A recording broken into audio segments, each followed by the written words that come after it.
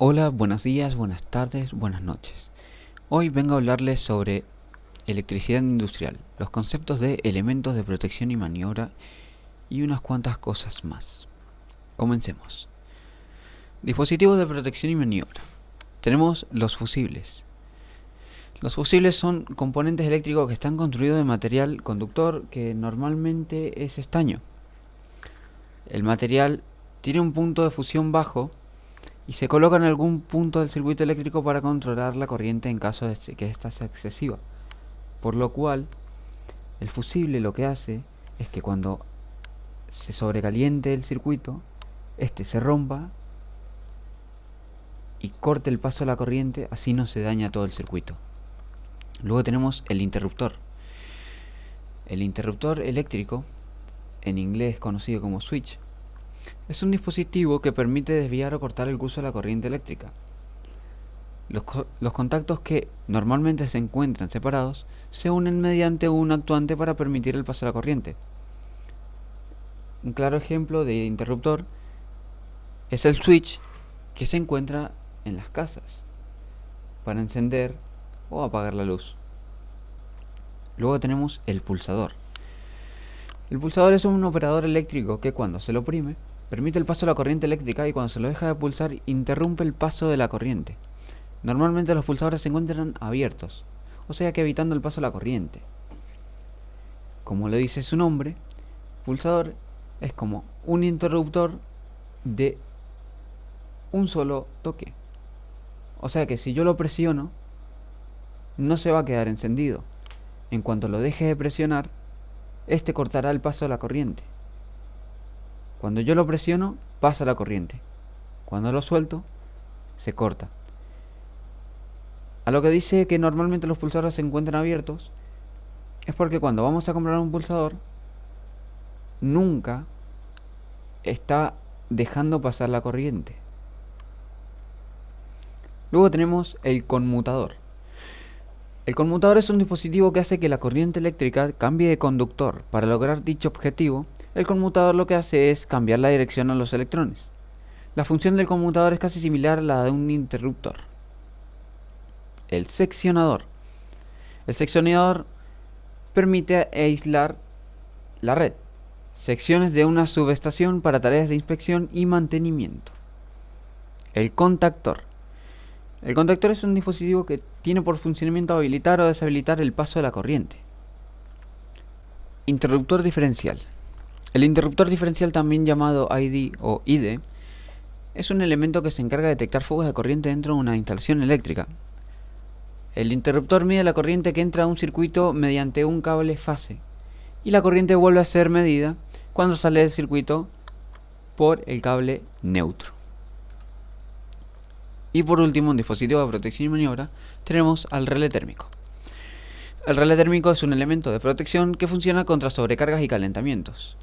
Se utilizan principalmente en motores, lo cual garantiza alargar su vida útil y la continuidad en el trabajo de las máquinas, evitando paradas de la producción y garantizando volver a encender de forma rápida. Lo que hace el relé térmico es que, cuando detecta sobrecalentamiento, unas capas metálicas que trabajan dentro del relé cambian de dirección cortando el paso de la corriente. Eso es lo que permite que cuando haya sobrecarga se corte directamente el circuito y no se dañe.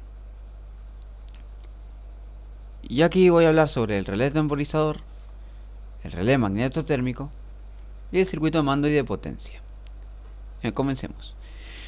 El relé temporizador es un componente diseñado principalmente para temporizar eventos en un sistema de automatización industrial, habilitando o no contactos antes, durante o luego del periodo de tiempo que tiene ajustado.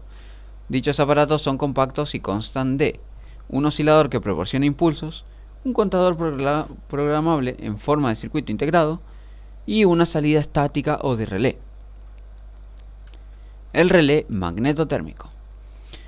El relé magnetotérmico es un dispositivo eléctrico que interrumpe la corriente de un circuito cuando supera cierto valor umbral. Se emplea para proteger las instalaciones eléctricas de cortocircuitos y sobrecargas, evitando daños en los elementos que hay conectados. El circuito de mando y de potencia. El circuito de mando o maniobra es el encargado de controlar el funcionamiento del contactor.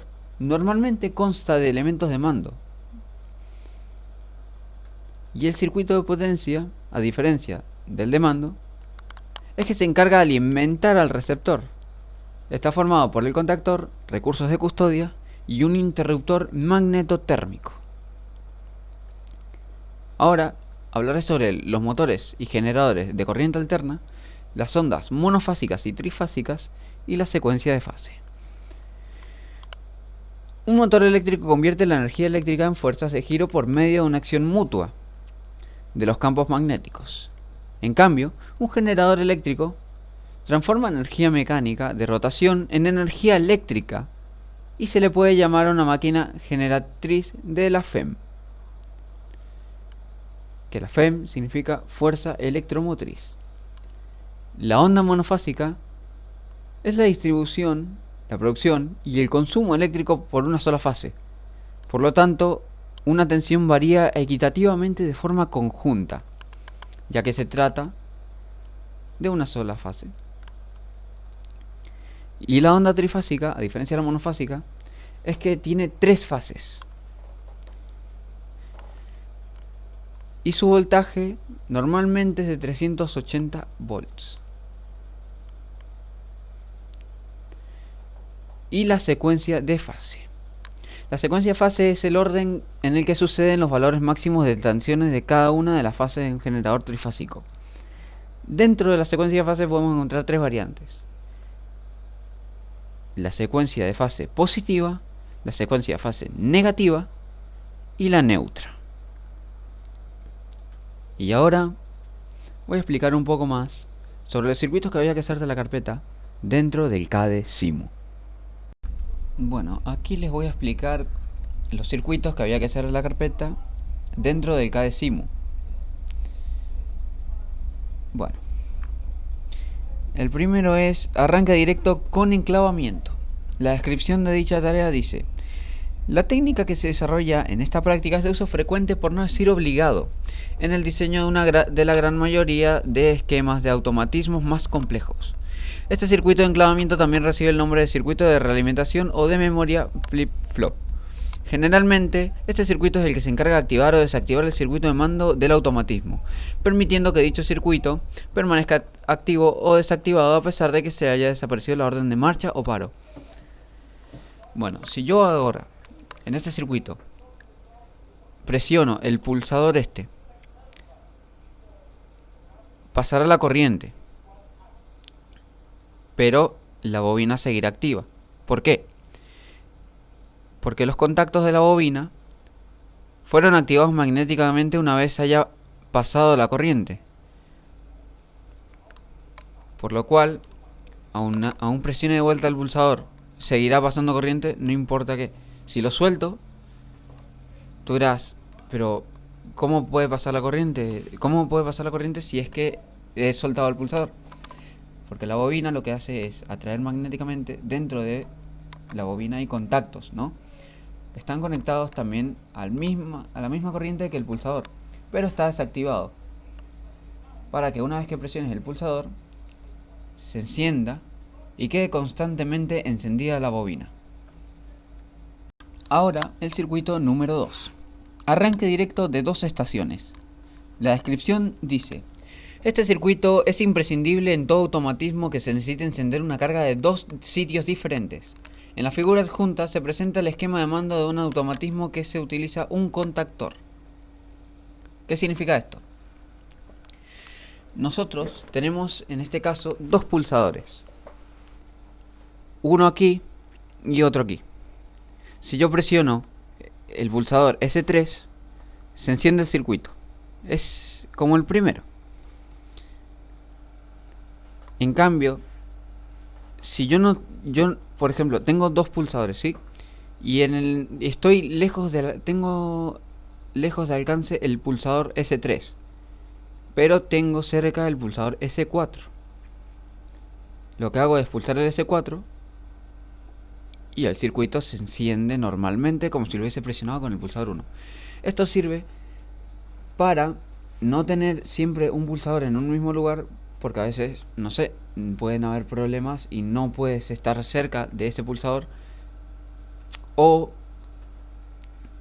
por otras razones. Se tiene que poner dos pulsadores en distintas áreas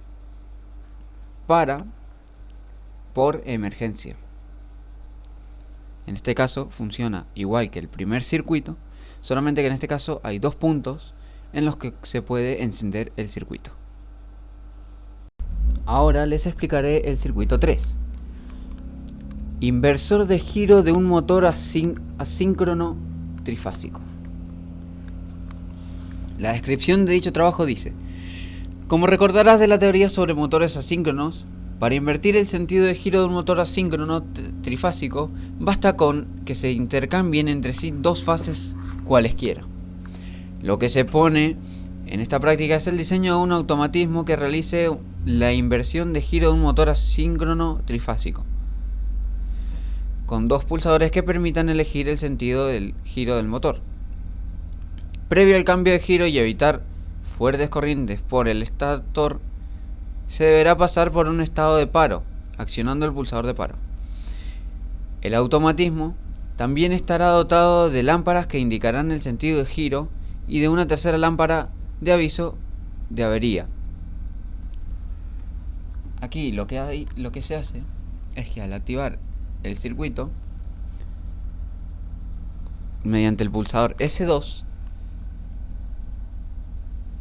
ahí está, cuando pulso el S2 se enciende el circuito y pasa la corriente a la bobina número 1 y corta toda conexión con la bobina número 2.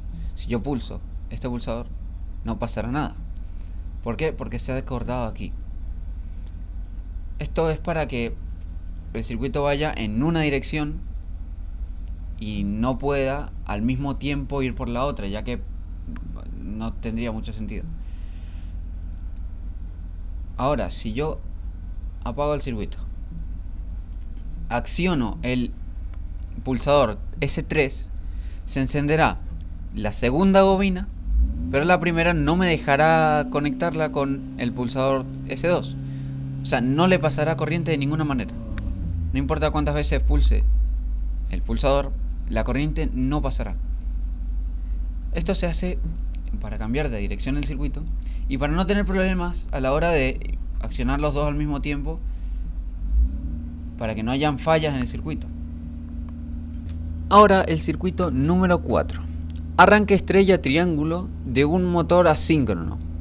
La descripción dice: lo que se propone en esta práctica es el diseño de un automatismo que realice el arranque estrella triángulo de un motor asíncrono trifásico con dos pulsadores, uno de marcha y otro de paro, y con dos lámparas de aviso.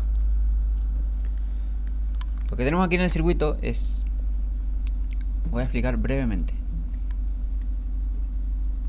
Cuando yo active el pulsador S1, la corriente pasará por la bobina 1, por la bobina 2 y por la bobina temporizada KT4.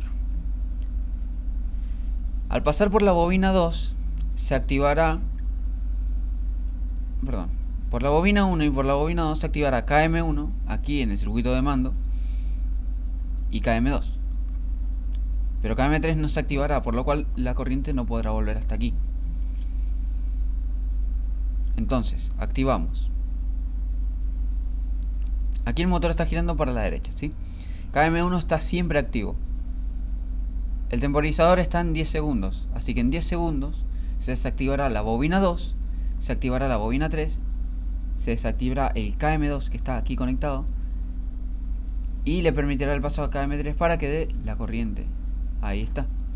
Se desactiva la bobina número 2 y se activa la número 3, permitiendo el paso a la corriente en KM3. Ejercicio número 5. Arranque progresivo. Lo que dice su descripción es: se deberá de diseñar un automatismo que permita el arranque por etapas distanciadas en el tiempo de las cargas. Bien, si yo acciono el pulsador S1, permitirá el paso de la corriente hacia la primera bobina y hacia la bobina temporizada, la cual está ajustada a 10 segundos para que active KT4, o sea, el interruptor de la bobina. temporizada, permitiendo así el paso de la corriente para la segunda bobina, desactivando a su vez la bobina temporizada. Observen, yo activo la primera bobina, el pulsador, perdón. Se activa la primera bobina y la bobina temporizada. Ahora, al pasar los 10 segundos, se activó el interruptor de la bobina temporizada, lo cual permitió el paso de la corriente hacia la segunda bobina, la cual queda constantemente encendida. Y a su vez cortó el paso de la corriente hacia la bobina temporizada para que no esté constantemente cambiando de dirección.